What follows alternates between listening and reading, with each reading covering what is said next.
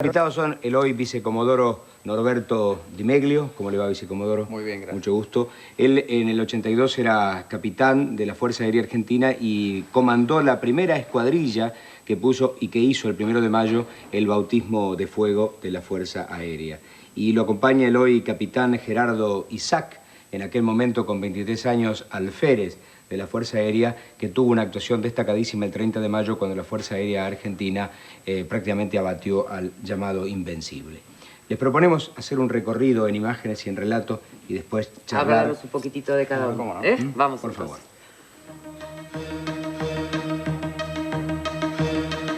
Eran las 4:40 de la madrugada del 1 de mayo de 1982, cuando el cielo de Puerto Argentino en las Islas Malvinas pareció desgarrarse. Con el ataque aéreo de aviones Vulcan y Sea Harrier, los británicos iniciaron las primeras acciones bélicas de la Guerra del Atlántico Sur. Y ese día, la Fuerza Aérea Argentina recibió su bautismo de fuego, porque entró en combate por primera vez en su historia. Pese a la superioridad de medios técnicos y de entrenamiento con que contaban los británicos, la actuación de los pilotos argentinos sorprendió al mundo. Incluso al mismo ministro de Defensa de Gran Bretaña, John Nott, quien admitió que una buena parte de los daños sufridos por las naves de la Task Force fueron provocados por la eficiencia de los tripulantes enemigos.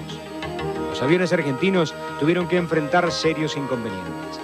Debían operar desde el continente a 600 kilómetros de distancia de los buques británicos, por lo que el consumo de combustible les permitía sobrevolar las islas solo por unos minutos y debían reabastecerse en vuelo. Por otra parte, para no ser detectados por los radares enemigos, las escuadrillas evitaban el uso de las radios y quedaban prácticamente incomunicadas, y los pilotos se arriesgaban a volar casi al ras del océano. Un tripulante de una fragata británica averiada declaró a la BBC de Londres que los pilotos de los aviones argentinos parecían verdaderos demonios. Estaban en todas partes, aunque solo eran 3 máquinas. Saltaban como pulgas de un lado a otro disparando cohetes contra nuestra línea de flotación y en contados minutos desaparecían sin que nada pudiéramos hacer. Es que las operaciones en el Atlántico Sur demostraron además que el avión de ataque de fabricación nacional IA-58 Pucará contaba con excelentes aptitudes para participar en una guerra moderna. Aquel 1 de mayo, la Fuerza Aérea Nacional realizó 56 salidas contra la flota británica y logró averiar seriamente a 2 fragatas, aunque se perdieron 2 aviones.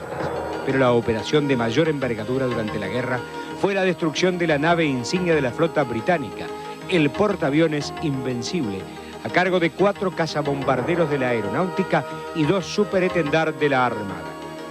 Para dar en el blanco, las naves volaron con 10 metros de distancia entre el ala y ala, y a solo 5 metros sobre las olas. Y en ese hundimiento murieron el jefe de la escuadrilla, José Daniel Vázquez, y el primer teniente Jesús Omar Castillo. Al finalizar la guerra, el entonces comandante en jefe de la Fuerza Aérea, brigadier general Basilio Lamidoso, afirmó que la aviación militar había logrado hundir 6 buques ingleses, averiar a 14 y probablemente había causado daños a otras 8 embarcaciones y que la artillería antiaérea había derribado a 14 aviones y 12 helicópteros enemigos. Pero admitió que se habían perdido más del 40% de los aviones argentinos que participaron en el conflicto, en los que dejaron la vida 50 oficiales y suboficiales y 5 soldados conscriptos. Pasaron 12 años desde que aquellos pilotos con tan pocos recursos se enfrentaron a un ejército altamente profesionalizado y con armamento ultramoderno.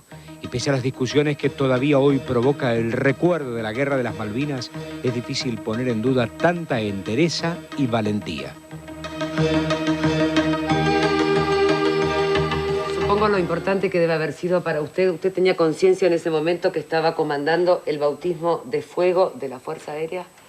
Bueno, en ese momento, mi escuadrilla, que éramos 3 aviones, integrada por un teniente Román y teniente Aguirre Fajet, no sabíamos exactamente cuál era la situación sobre las islas. Cuando nosotros despegamos del continente, teníamos prácticamente 40 minutos de vuelos hasta poder llegar a la isla y ahí buscar la nueva posición de los buques que supuestamente se deberían haber desplazado desde donde los había visto nuestro radar en Malvinas hasta el momento que nosotros llegamos. ¿40 minutos habla de Mirage? 40 minutos en el Mirage desde San Julián hasta la primera piedra de las islas. Después eran otros 30 minutos hasta llegar a la zona de Puerto Argentino, que es la parte que está más distante del continente. Sabíamos que eran varias las escuadrillas que iban convergiendo para repeler ese ataque británico, pero lo que desconocíamos era en qué posición llegaríamos nosotros. Claro. Después de haber realizado esa misión, nos enteramos que prácticamente fue la única que alcanzó a atacar a los barcos ingleses. ¿Qué barco atacó usted?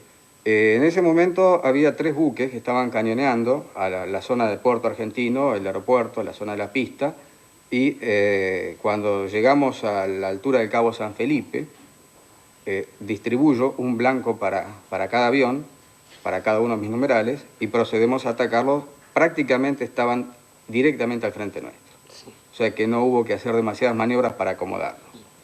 No obstante, como seres humanos que somos, yo no cumplí la orden que di para mí mismo, puesto que me quedaba más cómodo el buque que estaba más a la izquierda.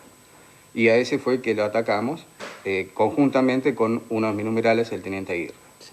Posteriormente al ataque de ese buque, en el que lanzamos nuestras bombas, que eran solamente 2, producto de que había que llevar tanques adicionales de combustible, claro, para poder llegar. Claro, eso nos quitaba capacidad de armamento. Claro.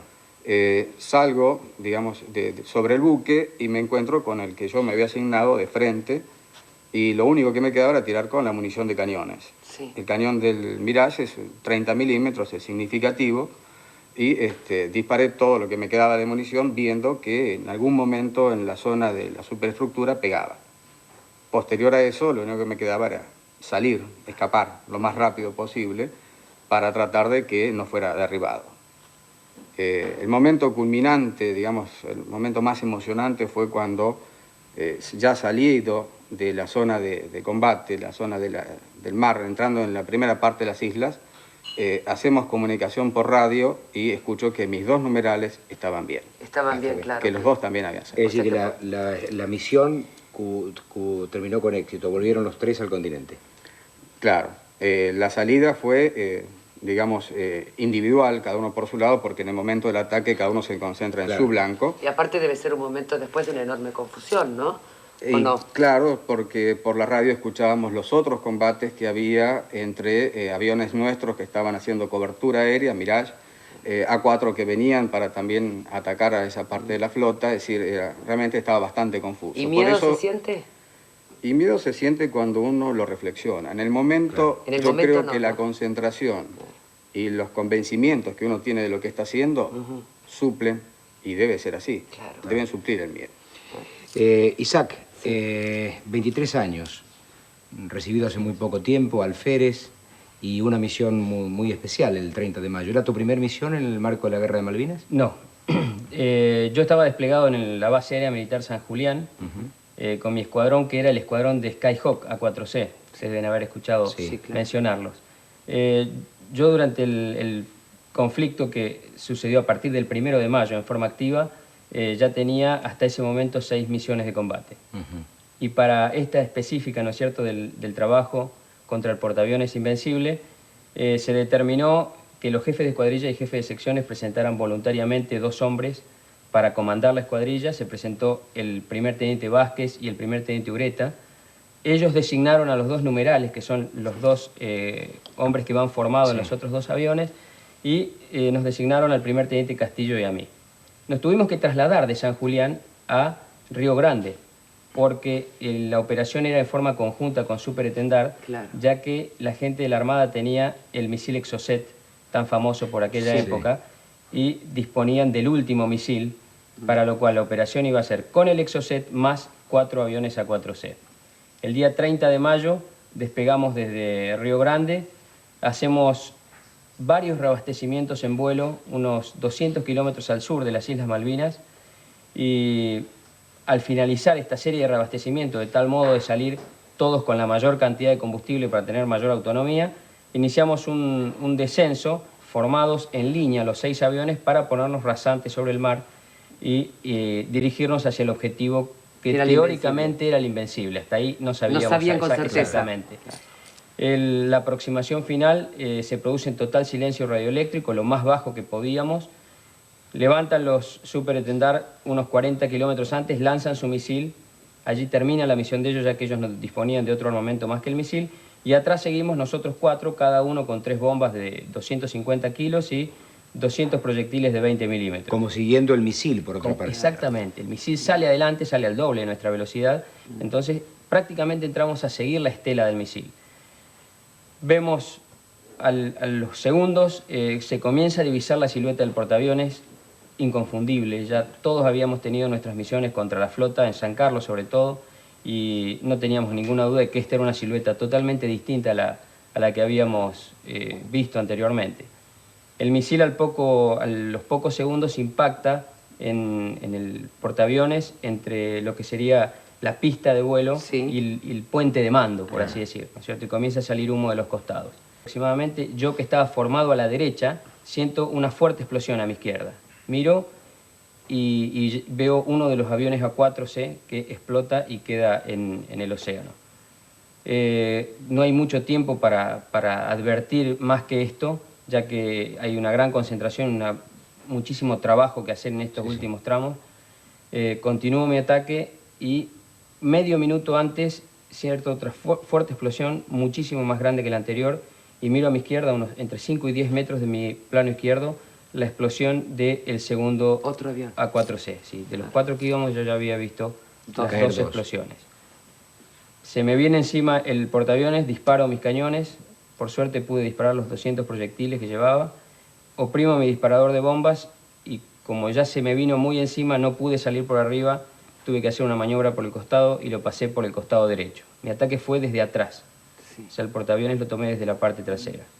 Hago una serie de maniobras de todo tipo que pude hacer sobre el agua para evitar que me dispararan y enfilé hacia mi rumbo de escape. Y allí me encuentro en el regreso, no pude hablar con nadie, pero sí vi un A4C, el otro que quedaba, yo no sabía a quién habían derribado. Entonces cuando me acerco y le veo el buzo de vuelo color naranja, 2 oficiales solo en el escuadrón teníamos color naranja, nuestro buzo anti-exposición, para protegernos contra el frío del agua, identifiqué que era el primer teniente Ureta. Y de ese modo supe que en ese momento que los que habían fallecido eran el primer teniente Vázquez y el primer teniente Castillo, como muy bien lo pusieron en el informe anteriormente. Como ustedes comprenderán, podríamos quedarnos durante muchísimo tiempo escuchando estas historias que no hacen otra cosa que decir un poco lo que decíamos en el informe, ¿no? Que el elogio que ha venido de todo el mundo de la labor y de la performance de los pilotos argentinos. Simplemente que esto sirva como un detalle más de lo que fue la Guerra de las Malvinas y de lo que fue aquel bautismo de fuego del 1 de mayo del 82. Muchísimas gracias por haber estado aquí. Muchísimas gracias. Ya volvemos.